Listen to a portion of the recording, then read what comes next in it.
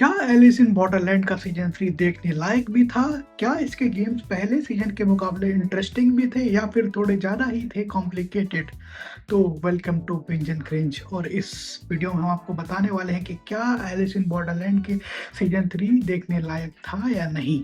तो नेटफ्लिक्स ने रिलीज कर दिया है इस साल का one of the most over hyped या फिर कहें तो one of the most over anticipated projects Alice in Borderland का सीजन 3। तो चलिए जानते हैं इसके बारे में, क्या ये सीजन वर्थ इट था या नहीं। तो सबसे पहले हम शुरू करने वाले हैं जो सबसे इम्पोर्टेंट पार्ट था इसका, जी हाँ, उसके गेम्स।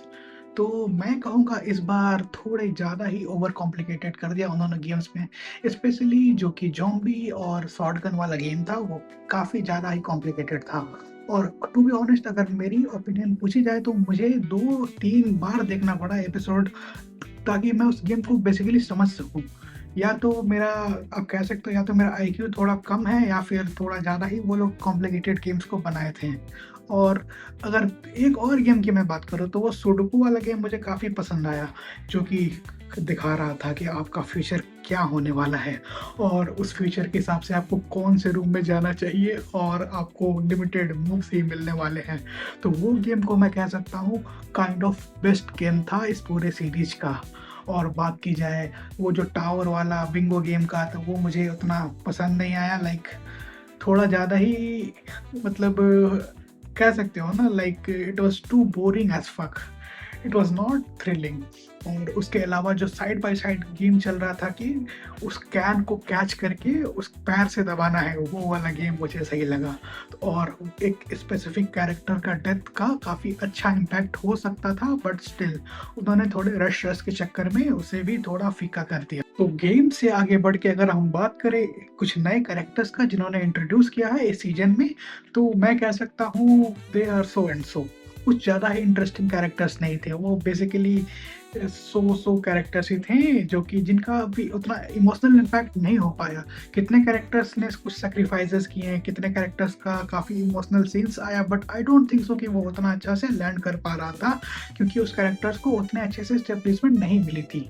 तो अगर कैरेक्टर से हट के बात करें इसकी स्टोरी की, तो गाइस मैंने एक्सपेक्ट करा था कि इस सीजन में काफ़ी फोर्स स्टोरी होने वाली थी क्योंकि सीजन 2 का जो एंडिंग था वो मोस्टली कंक्लूड कर देना ही चाहिए था कि लाइक वो अच्छी एंडिंग थी। मैं कह सकता था कि वो एंडिंग जच रही थी इस सीरीज पे, लेकिन सीजन 3 में मैंने सोचा था कि एंडिंग को कैसे जस्टिफाई करेंगे दोबारा जोकर का गेम को खेलना। लेकिन उस पॉइंट पे मैं एग्री करना चाहूँगा मेकर से कि हाँ, कुछ हद तक वो चीज़ सेंस बना रही थी कि हाँ, इस तरह हो सकता है कि सीजन 3 में भी गेम्स खेल लें। ऑब्वियसली उसका इमोशनल इम्पैक्ट वो लोग दिखाना चाह रहे थे कि क्या हो सकता था, वो दिखाने में वो लोग सक्सेसफुल नहीं रहे, बट स्टिल काफ़ी हद तक एग्रीएबल था मैं क्रिएटर्स के डिसीजन से कि हाँ, इस तरह से सीजन 3 को शो किया जा सकता है। और बात करें इसकी एंडिंग की, तो गाइस मैं थोड़ा यहाँ पे कहना चाहूँगा कि मेरे लिए एंडिंग, मैं बोलना चाहूँगा बस करो, अब बंद कर दो इस शो को, बस कैसे भी बंद कर दो, क्योंकि ऐसा लग रहा था कि बस उन्होंने just for the sake of and उन्होंने एंड कर दिया। लाइक बेसिकली ना ही कुछ ज़्यादा इमोशनल डेप्थ फील हुआ, ना ही कुछ, मतलब एक एक तरीके से आप कह सकते हो कि कुछ इवेंट्स को उन्होंने प्लॉट आर्मर के थ्रू सॉल्व करने की कोशिश की, जो कि मेरे हिसाब से उतना सेंस नहीं बनाता है। तो मैं कह सकता हूँ कि इसका एंडिंग मेरे लिए तो लैंड नहीं करता। और मैं एक स्पेसिफिक सीन को मेंशन करना चाहता हूँ, वो जो जोकर की रिवील वाला सीन था वो काफ़ी बेटर था, उसको मैं प्रेज़ कर सकता हूँ, वो अच्छा सीन था।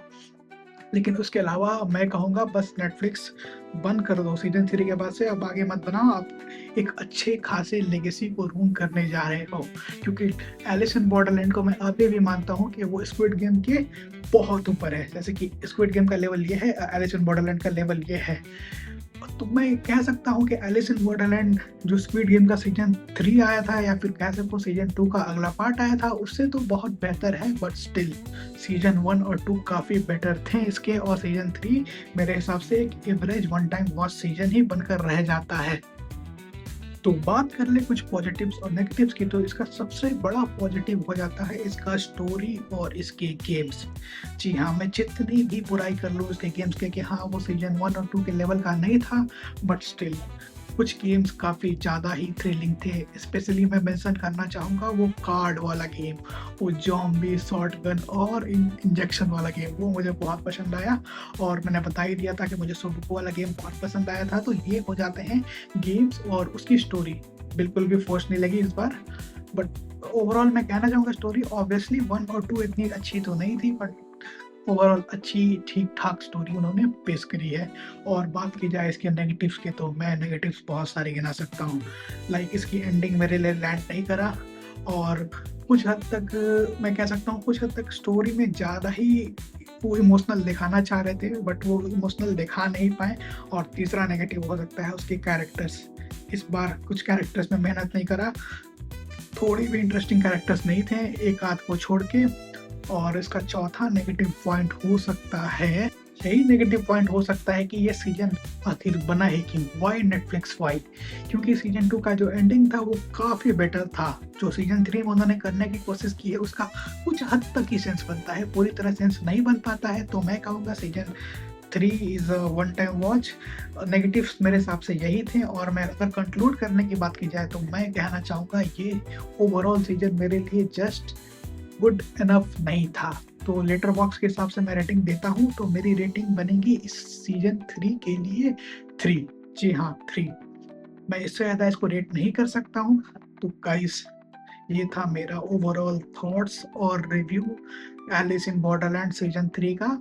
तो अभी भी मैं कहूँगा, अगर आप कुछ कर नहीं रहे हो, बस बैठे हो, आपको एक अच्छा-सा सीरीज़ देखना है तो आप इसे देख सकते हो। लेकिन अगर आप एलिस इन बॉर्डरलैंड के फैन हो, आपने सीजन 1 और 2 बहुत ज़्यादा एन्जॉय किया था, तो मैं कहूँगा फिर भी देख सकते हो, एक ट्राई तो दे ही सकते हो। वन टाइम वॉच है, कुछ लोगों को पसंद आएगी, कुछ लोगों को नहीं आएगी, बट वो they are inclined to their opinion. So मैं एंड करना चाहूँगा इस वीडियो को इसी मोटो के साथ। तो गाइज़, अगर हो सके तो आप सब्सक्राइब कर सकते हो तो कर ही दीजिएगा, और लाइक करने से मैं बुरा नहीं मानता हूँ, मैं कभी नहीं मानता हूँ लाइक और शेयर करने से बुरा। आप कर सकते हो तो कर दीजिएगा। तो मिलते हैं अगले वीडियो में, बाय।